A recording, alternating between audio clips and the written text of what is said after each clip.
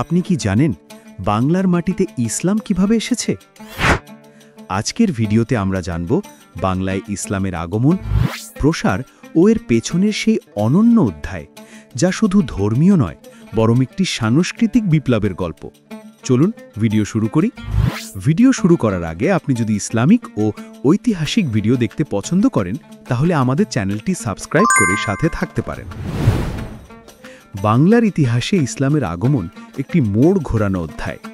অষ্টম থেকে নবম শতাব্দীর দিকে যখন বঙ্গভূমি ছিল পাল রাজবংশের অধীনে, তখনই আরব দেশ থেকে কিছু মুসলিম বণিক বাণিজ্যের উদ্দেশ্যে বঙ্গোপসাগরের উপকূলে এসে পৌঁছান। তাদের মধ্যে ইয়েমেন, ওমান ও পারস্যের বণিকরাও ছিলেন। তারা মশলা, রেশম, হাতির দাঁত ও নানা দ্রব্যের ব্যবসা করতেন। কিন্তু এই বণিকরা শুধু ব্যবসায়ী ছিলেন না, তারা ছিলেন ন্যায়পরায়ণ, সৎ ও দয়ালু মানুষ, যারা ইসলামের শিক্ষায় বিশ্বাস করতেন।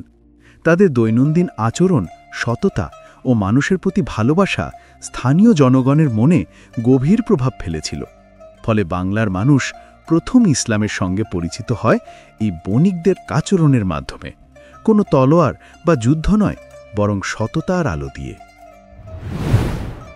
পরবর্তীতে বাংলায় ইসলামের প্রসারে সবচেয়ে গুরুত্বপূর্ণ ভূমিকা রাখেন সুফি সাধকরা। তারা ছিলেন আল্লাহ ভক্ত, পরহেজগার ও জ্ঞানী মানুষ, যারা মানুষের অন্তরের পরিবর্তনে বিশ্বাস করতেন। চতুর্দশ শতাব্দীতে হযরত শাহ জালাল রহ সিলেটে আগমন করেন।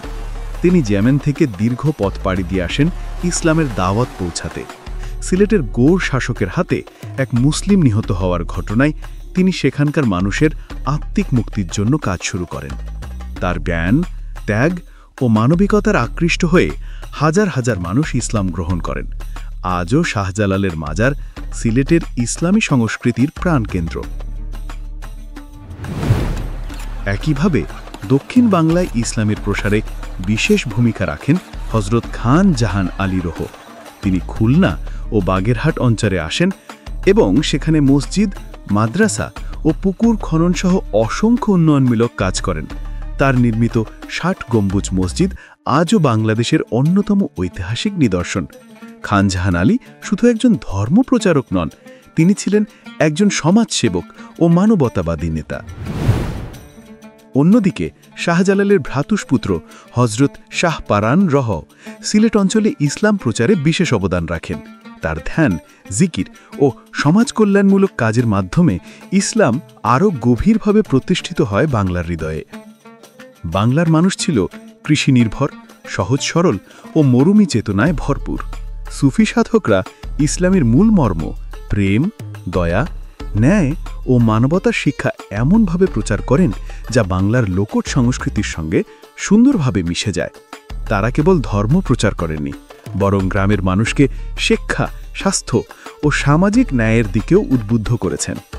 ইসলামের মূল শিক্ষা, মানুষ মানুষের ভাই, আল্লাহর পথে অন্যকে সাহায্য করা, এই মূল্যবোধগুলো বাংলার লোকজ সমাজের নতুন প্রাণ আনে। তাই ইসলাম শুধু একটি ধর্ম হিসেবেই নয়, বরং বাংলার জীবনধারা ও সংস্কৃতির অংশ হয়ে ওঠে।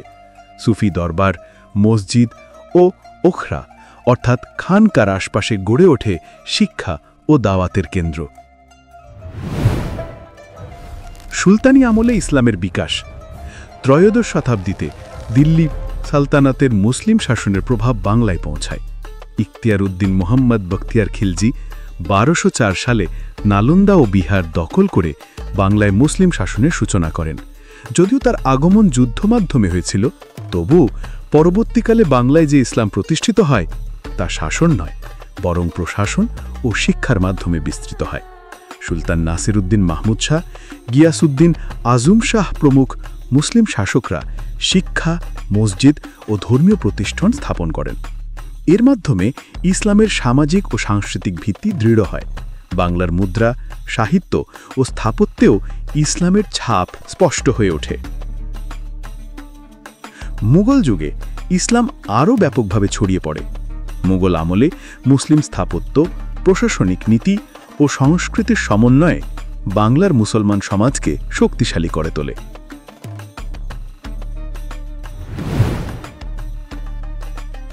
বাংলা ভাষার বিকাশেও ইসলামের বড় ভূমিকা রয়েছে। আরবি ও ফার্সি ভাষার শব্দ বাংলায় যুক্ত হয়ে নতুন সাহিত্যিক ধারা তৈরি করে। মুসলিম কবিরা ইসলামী ইতিহাস, নবী রাসূলদের কাহিনী ও মানবতা শিক্ষা নিয়ে বাংলা কাব্য রচনা করেন। উদাহরণস্বরূপ শাহ মোহাম্মদ সগীরের ইউসুফ জুলেখা কাব্য বা আলাউল ও দৌলত কাজীর রচনাগুলো বাংলা সাহিত্যে ইসলামী ভাবধারার উজ্জ্বল নিদর্শন।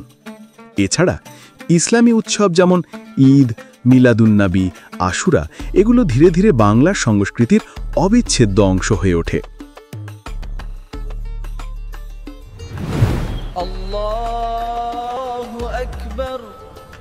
বাংলার ইসলামের ইতিহাস বলছে এখানে ইসলাম এসেছে ভালোবাসা ও মানবতার বার্তা নিয়ে, কোনো জোর জবরদস্তি নয়, বরং মানুষের অন্তরের পরিবর্তনই ছিল এর মূল শক্তি।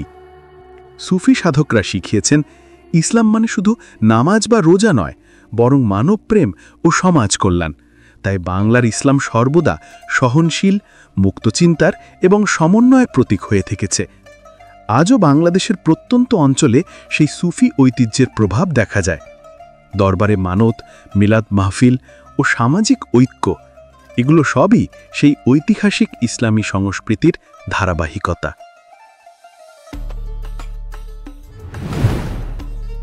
পরিশেষে বলা যায়, বাংলার ইসলাম মানে সহনশীলতা, ভালোবাসা ও মানবতা।